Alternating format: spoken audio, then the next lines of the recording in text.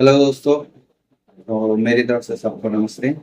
And आज की video में जो टॉपिक्स हम लोग कवर करेंगे मैं आपको वो बता देता हूँ। और पिछली वीडियो में आई होप आपको सारे टॉपिक्स समझ आए हों जो जो हमने पढ़े हैं। जैसे कि हमने टॉपिक्स पढ़े थे, बेसिक टर्मिनोलॉजीज पढ़ी थी, टाइप्स ऑफ ब्रोकर्स पढ़े थे, टाइप्स ऑफ पार्टिसिपेंट्स पढ़े थे। तो ये सब चीजें हम ऑलरेडी पिछली 2-3 वीडियोस में कवर कर चुके हैं। अगर आपने वो सारी वीडियोस अभी तक नहीं देखी है तो आप प्लीज जाके उन वीडियोस को देख लो एक बार, सो डेट आपको बेटर अंडरस्टैंडिंग हो जाएगी इन सारे टॉपिक्स की।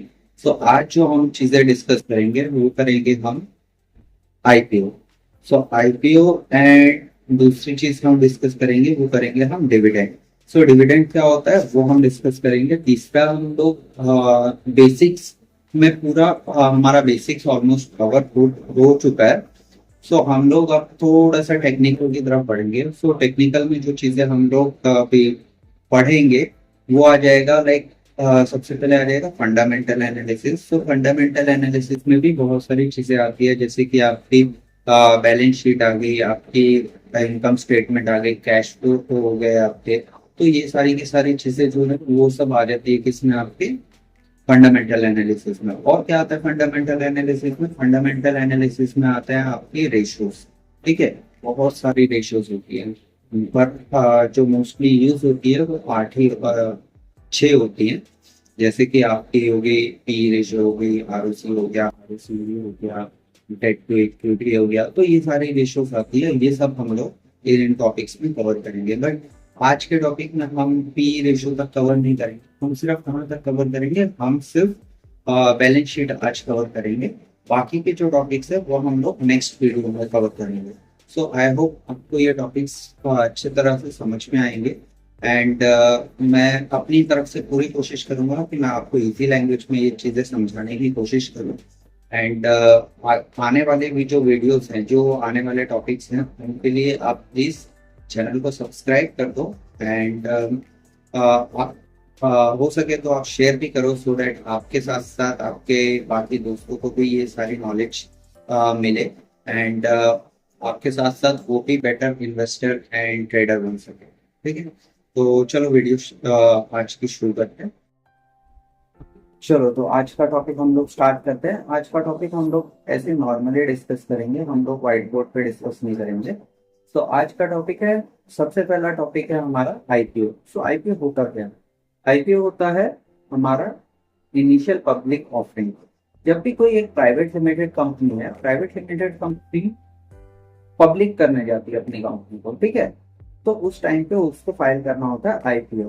अब ये दो चीजें आप समझो कि प्राइवेट कंपनी क्या होती है और पब्लिक कंपनी क्या होती है। सो प्राइवेट कंपनी का मतलब है कि जब भी मैं क्या करूंगा, जब भी मैं अपने पार्टनर्स के बीच में या फिर मैं इंडिविजुअली कंपनी को होल्ड कर रहा हूँ, जिसको शेयर्स मैं अकेला ही होल्ड कर रहा हूँ, ठीक है, या फिर मेरे पार्टनर्स के साथ में मैं उसको होल्ड कर रहा हूँ, तो वो कंपनी मेरी हो जाएगी प्राइवेट लिमिटेड। या फिर एलएलपी भी होती है, तो वो सब चीजें जो है वो प्राइवेटली आ जाती है, ठीक है। बट जब मैं उस कंपनी के शेयर्स, ठीक है, नॉर्मल पब्लिक के लिए ऑफर करता हूँ कि आप मेरी कंपनी में पैसा लगाओ, मैं आपको उसके बदले में शेयर्स दूंगा, ठीक है। तो शेयर्स लेके आप उसमें क्या कर सकते हो, प्रॉफिट कमा सकते हो। तो जब भी मैं ये चीज करता हूँ कि मैं अपने शेयर्स, जो पब्लिक है, पब्लिक से पैसे के बदले उनको शेयर्स देता हूँ, तो मेरे को सबसे पहले क्या करना होता है, कंपनी को पब्लिक करना होता है। दैट मीन्स कि पब्लिक के लिए अवेलेबल है, वो लोग क्या करें, वो लोग खरीद सकते हैं इसको। जब मन करेगा, जब उनका मन करेगा तब वो शेयर्स खरीद लेंगे, और जब मन करेगा तो वो शेयर्स बेच देंगे, ठीक है, जब कोई प्रॉफिट लॉस जो भी है वो उनको करे, तो उस बेसिस पे। सो उसके लिए हमें क्या करना पड़ता है, पब्लिक करने के लिए हमें एक आईपीओ लाना पड़ता है। सो आईपीओ का प्रोसेस क्या होता है? आईपीओ का प्रोसेस ये होता है कि मेरे को क्या करना है, सबसे पहले मेरे को एक्सचेंज में जाके पेपर सबमिट करने होते हैं। पेपर्स इन द सेंस कि उसमें मेरे को दिखाना होता है कि मेरी लास्ट पीएस की कितनी कितनी मेरी बैलेंस शीट क्या है, मेरे कैश फ्लोज क्या है, मेरी इनकम स्टेटमेंट क्या है। तो ये सारी रिपोर्ट्स जो है मेरे को सबमिट करनी पड़ती है, कहाँ पे, एक्सचेंज में, ठीक है। तो जब मैं एक्सचेंज में कर देता हूँ, वहां पे सब चीज ठीक लगती है उनको, तो वो फिर मेरे को अप्रूवल दे देते हैं कि हाँ ठीक है, अब आप जो है आईपीओ के लिए अप्लाई कर सकते हो। तो फिर उस टाइम पे वो कंपनी जो है वो आईपीओ के लिए अप्लाई करती है। सो आईपीओ अगर मेरे को अप्लाई करना है, ठीक है, तो सबसे पहले मेरे को क्या क्या देखना होता है आईपीओ में, कि कंपनी के रिगार्डिंग क्या क्या देखना चाहिए मेरे को। सबसे पहली बात होती है कि मुझे देखना है कंपनी आईपीओ लेके तो आ रही है, पर कंपनी किस लिए आईपीओ लेके आ रही है। क्या कंपनी के जो ऑलरेडी इन्वेस्टर्स हैं वो उसमें से एग्जिट कर रहे हैं, क्या क्या उसमें से बाहर निकल रहे हैं वो, क्योंकि कंपनी क्या करेगी, ऑलरेडी जिसने कंपनी स्टार्ट की है, ठीक है, उसके पास में तो अभी कंटिन्यूस प्रॉफिट प्रॉफिट प्रॉफिट एक जमा है प्रॉफिट, ठीक है, और उसका इन्वेस्टमेंट भी है वहां पे। तो वो क्या करेगा, वो अपना इन्वेस्टमेंट निकालेगा, इन्वेस्टमेंट निकाल के लोगों को उसके बदले में शेयर्स देगा, ठीक है। सपोज अगर मैंने 100 रुपए अगर एक कंपनी में इन्वेस्ट किए थे, मैंने जब वो चालू की थी, तो अब क्या होगा, वो 100 रुपए जो है वो कंपनी में उसकी वैल्यू हो गई अब 1,000 रुपए, ठीक है। तो यानी कि अब क्या करूंगा मैं, अब 1,000 जो है, अगर मेरे को उसमें से 50% शेयर बेचने हैं अपने, तो मैं क्या करूंगा, 500 रुपए जो है वो पब्लिक से लूंगा, और अपने आधे 50% जो शेयर्स बनते हैं उसके लिए, वो 50% शेयर्स मैं पब्लिक को दे दूंगा और मैं वहां से एग्जिट कर जाऊंगा। तो ऐसे तो हमें वो देखना होता है कि क्या उसमें से जो ऑलरेडी इन्वेस्टर्स है वो बहुत ज्यादा एग्जिट ले रहे हैं, फिर क्या आईपीओ जो चाहिए उनको वो किस लिए चाहिए, वो उनको इसलिए चाहिए कि कंपनी को और एक्सपेंशन करना है, क्या कंपनी को आईपीओ इसलिए चाहिए कि उनको जो उनके ऑलरेडी लोन्स हैं वो रीपे करने हैं। सो बहुत सारे फैक्टर्स होते हैं, उस चीज पे हमें फोकस करना होता है कि हमें इनमें से क्या चीज जो है वो देखनी है। मतलब कि अभी देखो, अगर कंपनी एक्सपेंड कर रही है तो बहुत अच्छी बात है, एक्सपेंशन कर रही है, नया प्लान डाल रही है या फिर उसी प्लान को बड़ा कर रही है, तो बहुत अच्छी बात है कि कंपनी जो है पहले से प्रॉफिट कर रही है, आगे चल के भी प्रॉफिट बना सकती है।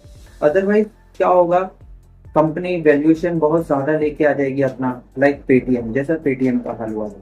पेटीएम में क्या हुआ था, कंपनी ने वैल्यूएशन बहुत ज्यादा दिखा दी, कंटिन्यूअसली कंपनी जो थी लॉस में थी, उनको अपने डेट्स पे करने थे, जो इन्वेस्टर थे, इन्वेस्टर पब्लिक से पैसा लेके एग्जिट कर रहे थे। तो उस टाइम पे क्या हुआ, कंपनी पेटीएम ने अपना आईपीओ लेके आया, आईपीओ लाने के बाद में कंपनी के शेयर कंटिन्यूअसली फॉल करने लगे, बिकॉज जो भी लोग थे जिन्होंने इन्वेस्ट किया था या फिर पहले इन्वेस्ट किया था, वो लोग तो सीधा सीधा एग्जिट कर रहे थे, ठीक है। तो वहां पे वो चीज हुई, तो पेटीएम का शेयर जो था कंटिन्यूअसली फॉल करने लगा।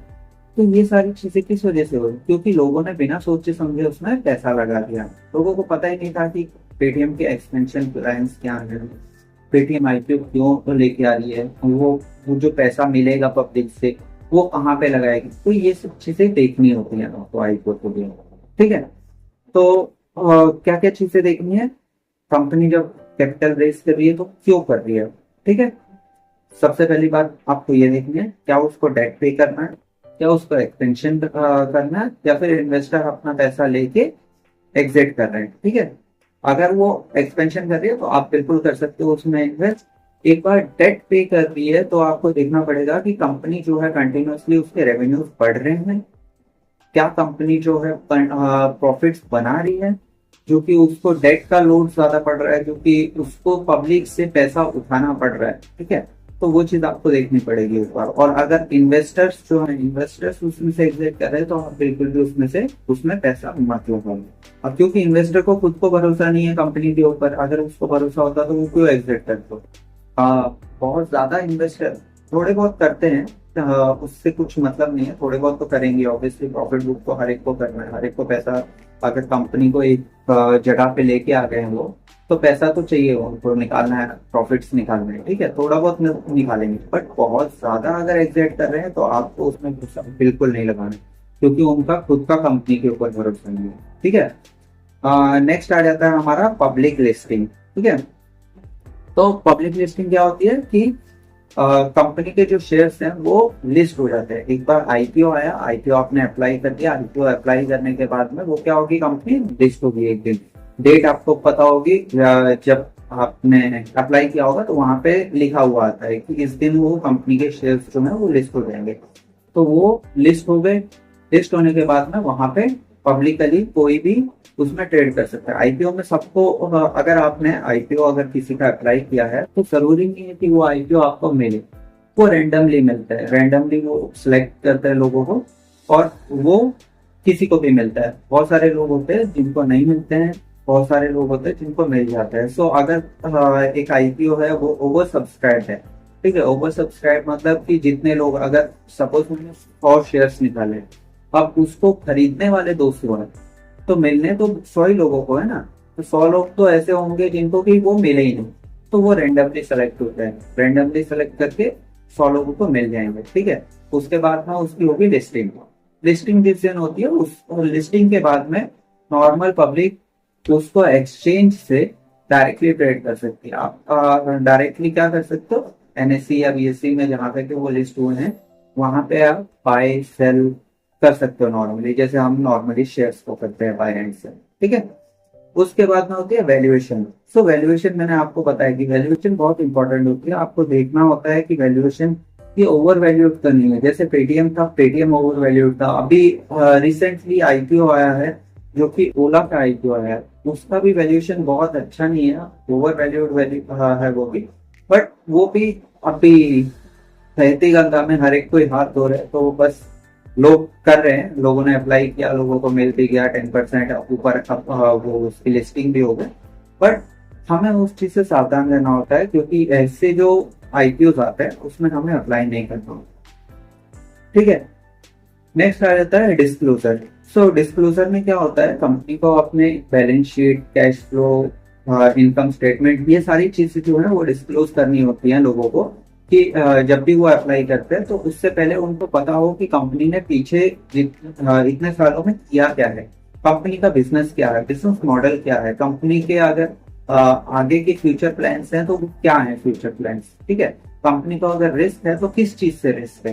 तो ये सारी चीजें जो है कंपनी को जब अप्लाई करती है कंपनी आईपीओ के लिए, तो कंपनी को ये सारी चीजें जो है वो पब्लिक को दिखानी पड़ती है, सो डेट कि आप एकदम क्लियर माइंड सेट के साथ में उसमें इन्वेस्ट कर सको, ठीक है।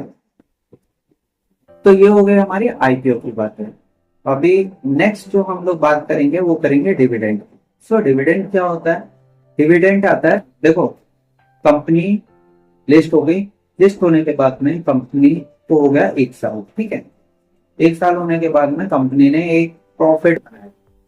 अब वो प्रॉफिट बनाया तो कंपनी के ऊपर है, कंपनी उस प्रॉफिट को या तो रिटेन करे या फिर वो अपने शेयर होल्डर्स में डिस्ट्रीब्यूट करे, ठीक है। तो रिटेन करेगी, तो रिटेन करके क्या करेगी, वो आगे के एक्सपेंशन प्लान बना के रखे हुए उसमें। और या फिर ऐसा है कि कभी कुछ ऐसा गलत चीजें हो जाए, जैसे कि कुछ आपदा के टाइम पे वो उस पैसे को यूज करती है, ठीक है।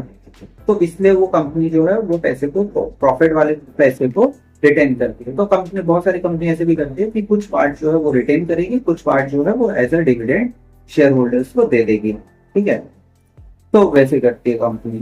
तो डिविडेंड किस किस टाइप में दे सकते हैं। सो पहला होता है डिविडेंड, वो होता है कैश में, ठीक है। बहुत सारी कंपनी है, most of the companies dividend जो देती है वो देती है कैश में, ठीक है। जो भी प्रॉफिट होगा उस प्रॉफिट का शेयर होल्डर में डिवाइड करके वो पैसा दे देगी। आपके पास में अगर आपने लॉन्ग टर्म कभी होल्डिंग की होगी तो आपको पता होगा, आपको 4 रुपए 5 रुपए कुछ शेयर का डिविडेंड आ जाता है, ठीक है। तो ये होता है कैश डिविडेंड। इसके बाद में दूसरा आता है आपका शेयर डिविडेंड। तो शेयर डिविडेंड क्या होता है, शेयर डिविडेंड होता है कि कंपनी आपको, आपके पास में ऑलरेडी शेयर्स हैं, शेयर के बदले शेयर दोगी, ठीक है। आपने देखा होगा कि बहुत सारी कंपनी बोल देती है कि 1:5 1:2 के रेशियो में इस कंपनी ने जो है वो शेयर्स दिए। ये क्या होता है, अगर सपोज आप एक कंपनी के शेयर्स होल्ड कर रहे हैं एंड आपके पास में एक शेयर है एंड वो कंपनी 1:2 में जो है डिविडेंड दे रही हो शेयर्स, तो क्या होगा उसमें, उस कंपनी ने एक शेयर के बदले 2 शेयर्स आपको दिए हैं, ठीक है। वैसे ही अगर कंपनी करती है 5:1 यानी कि किसी के पास में 5 शेयर्स हैं तो 5 शेयर के बदले उसने क्या किया है, 1 शेयर दिया। तो ऐसे करके कंपनी जो है वो कैश ना देके वो क्या करती है, वो शेयर्स देती है। ठीक है, तो सेम वही चीज है कि मतलब कि प्रॉफिट आपको चाहे शेयर से मिले चाहे आपको कैश से मिले, तो यहाँ पे आपका प्रॉफिट जो है, प्रॉफिट शेयर हो रहा है शेयर होल्डर्स में। ठीक है, तो एक चीज और आती है हमारी, वो क्या आएगी, डिविडेंड यील्ड। तो डिविडेंड यील्ड में क्या होता है कि आपने जितना इन्वेस्ट किया, ठीक है, आपने जितना भी इन्वेस्ट किया उसमें आपको डिविडेंड कितना मिला। सपोज करो कि मैंने एक कंपनी में 100 रुपए लगाया, ठीक है, उसने मेरे को 4 रुपए डिविडेंड दिया, सो मेरा डिविडेंड यील्ड कितना हो गया, 4%। तो ये होता है डिविडेंड यील्ड। तो हम लोग कंपनीज को जब सेलेक्ट करते हैं लॉन्ग टर्म इन्वेस्टमेंट के लिए, तो हम लोग ये चेक करते हैं कि इसका डिविडेंड यील्ड कितना है। फिर उसको डिविडेंड यील्ड हम लोग निकाल लेंगे, बट उसका कुछ फायदा है क्या? हमें पता है कि हाँ ये 10% का डिविडेंड यील्ड है, इसका इसका 4% है, इसका 2%, कुछ फायदा है इसका?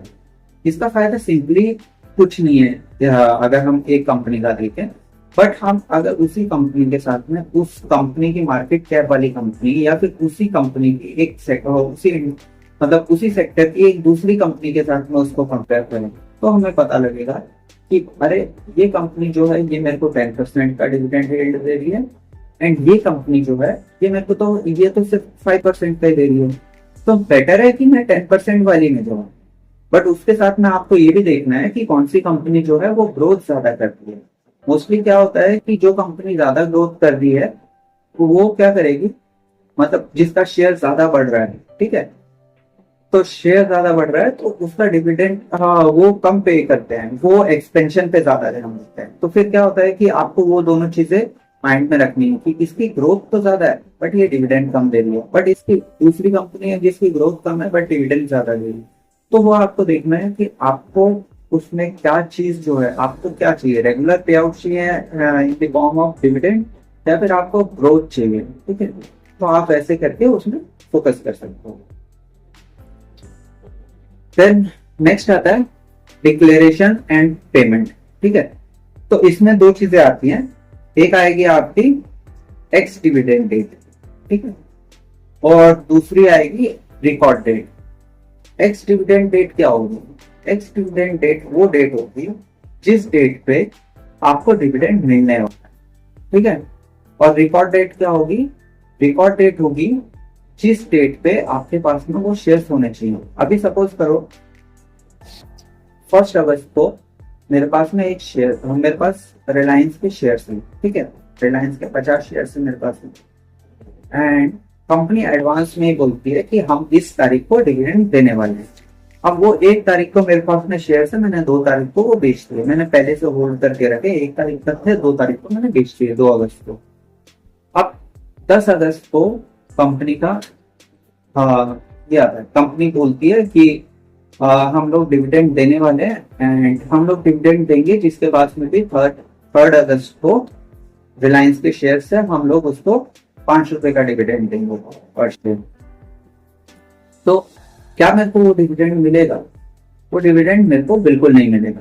अगर वो बोलते हैं कि हाँ 1 अगस्त को हम लोग डिविडेंड देंगे तो मेरे को वो डिविडेंड मिलती है, बट उन्होंने क्या बोला 3 अगस्त को देंगे, तो 3 अगस्त तक तो मेरे पास तो शेयर्स थे ही नहीं, मैंने तो 2 अगस्त को उसको बेच दिया। ठीक है, तो कंपनी ये चीज तो बोलेगी कि किस डेट को हम लोग देंगे, ठीक है, तो वो डेट कौन सी हो जाएगी हमारी? तो वो डेट हो जाएगी हमारी रिकॉर्ड डेट। ठीक है, तो नेक्स्ट कौन सी है? नेक्स्ट हो जाएगी हमारी ex dividend date. Ex dividend date क्या हो जाएगी? कंपनी ने वो चीज तो अनाउंस कर दी कि इस डेट को जिसके पास में भी शेयर्स होंगे उसको हम डिविडेंड देंगे। तो नेक्स्ट क्या आएगा? नेक्स्ट आएगा ex dividend date. Ex dividend date मतलब कि वो जो डिविडेंड मिलने वाला है वो कौन सी डेट को मिलेगा, वो कंपनी बताएगी। कंपनी बोलेगी कि ये जो है 25 अगस्त को आपको डिविडेंड मिलेगा, तो तब तक के तो मतलब 25 अगस्त को ही आपको डिविडेंड मिलेगा, तो आपके अकाउंट में 25 अगस्त को वो जो डिविडेंड का अमाउंट होगा वो आ जाएगा। ठीक है, तो ये हो गया हमारा एक्स डिविडेंड डेट। सो हमारे ये 2 पार्ट्स खत्म हो गए अभी। Dividend and IPO. ठीक है, नेक्स्ट पार्ट है हमारा फंडामेंटल एनालिसिस। तो फंडामेंटल एनालिसिस हम बिल्कुल ब्रीफ में पढ़ेंगे। सो ये जो टॉपिक है फंडामेंटल एनालिसिस, ये हम लोग नेक्स्ट वीडियो में कवर करेंगे, बिकॉज उसमें व्हाइट बोर्ड पे समझाना पड़ेगा एंड करेंटली मेरे पास में मेरा सेटअप नहीं है। सो मैं आपको व्हाइट बोर्ड पे नेक्स्ट वीडियो में वो समझाता हूँ।